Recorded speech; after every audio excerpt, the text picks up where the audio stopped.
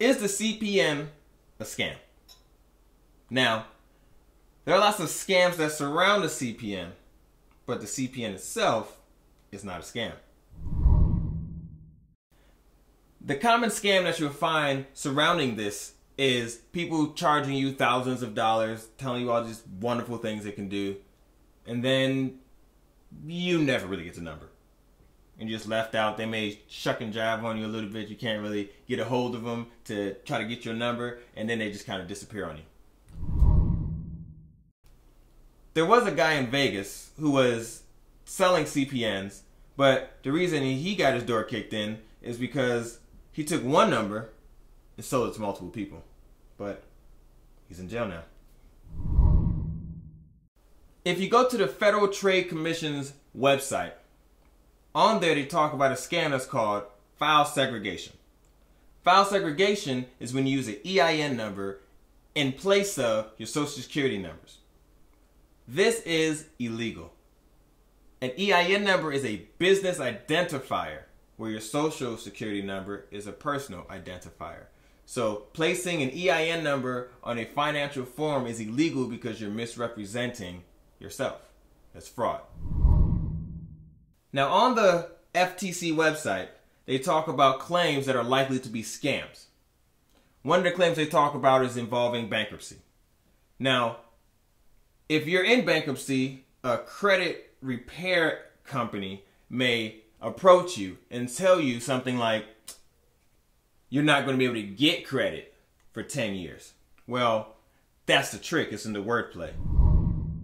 10 years is the time period in which the bankruptcy will appear on your report, but it does not mean that you cannot get any credit. Another claim that they tell us about is saying that their program, whoever these companies are a part of the federal government. Well, if it was a part of the federal government, why would I need a third party? Unless that third party was like speeding up a process that I already have access to, that I just maybe don't want to do. Kind of like starting a business. You can get companies to pay for it and do it and expedite that process for you. The last one that they kind of have on their site is just saying that the company will just tell you that the process is legal. If you're using EIN in place of your Social Security number, that's illegal. Why? Because you can't use false information on financial forms. Now, if it's your business filling out for some type of financial form, that's legal. But if it's a personal form and you're using EIN number to get some type of credit, that's illegal. It does not set up another credit number. It's illegal. As you scour the internet for more information trying to find out if a CPN is a scam, you're likely to run across Ripoff Report. Now, if you look at Ripoff Report, it was a lady that was promised to get a CPN, and guess what?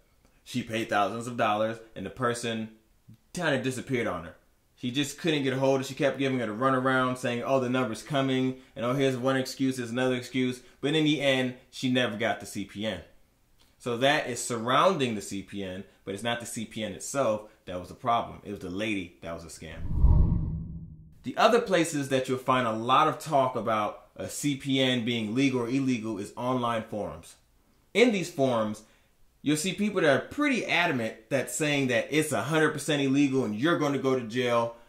But if you stop and break down what they're saying, or what they're not saying, they never have any court cases. They don't have any statutes. They don't have any government agencies warning you. They don't have anything to substantiate the claims that they're making that the CPN is illegal.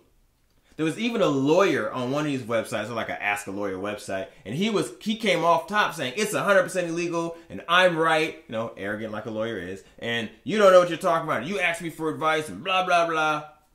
But then, as he got further down the page, he said, well, it is legal, but blah, blah, it's legal. He was wrong. You know, dumbass lawyer, you know, that's what they do. It's good that you're a skeptic. Or it's good to be a skeptic on that level. Because anything that sounds too good to be true should ring off some alarms, some warning signals in your mind. That's to protect you. The reason there's a lot of controversy around the CPN is that it has the same elements as file segregation and many other schemes out there.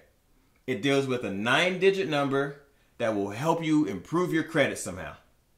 These are the same two elements in the CPN and in file segregation and many other claims that are out there. I've heard people talk about a secondary social security number and a third social security number. While you can get different social security numbers, it's supposed to be one at a time, not 3 or 4 at a time. So I'd watch out for things like that. When it comes to the legality of the CPN, we can go to one authority that will guarantee, convince everybody that it's legal. Because these are the same people you'll probably be worrying that will kick down your door if it wasn't. And this is the FBI. If you go to the official FBI website, it says on the website, plain as day, that CPNs are legal. I don't think I need to say anything more about that. Now, a CPN is not a silver bullet. The problem is that people tell you only the positive sides, but they don't tell you enough information to know how to properly use a CPN, so in order not to merge your file. So that way you lose the advantage of having a separate credit profile where you can use that to establish better credit, because you start with a clean slate. But you still get the advantage of protecting your social security number. Now, the likelihood that you would go to jail is usually surrounding one kind of circumstance, and that's you are trying to use the number to defraud others. While the number itself is legal, if you have a criminal intent to use the number, that is illegal. Because defrauding others is using deception to get money out of them. So if you're trying to change your identity with the CPN, you get a CPN number, then you change your name, you change your address, and you're doing that to get away from people, to avoid your obligations, that's defrauding others. That is illegal, and you will get fined and or go to jail, probably go to jail, for that. While we can't promise that you won't defraud anyone, I can promise that this is not a scam, because we offer a double your money back guarantee. So go get the number. I'll wait.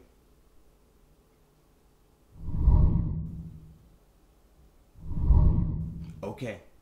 Now that you got that window open over there, and you're doing all the clicking in the background, go get educated at the academy and read all the information so that you know how to properly use the number. That way, all your energy will not be for naught. I'll do the last part again. What?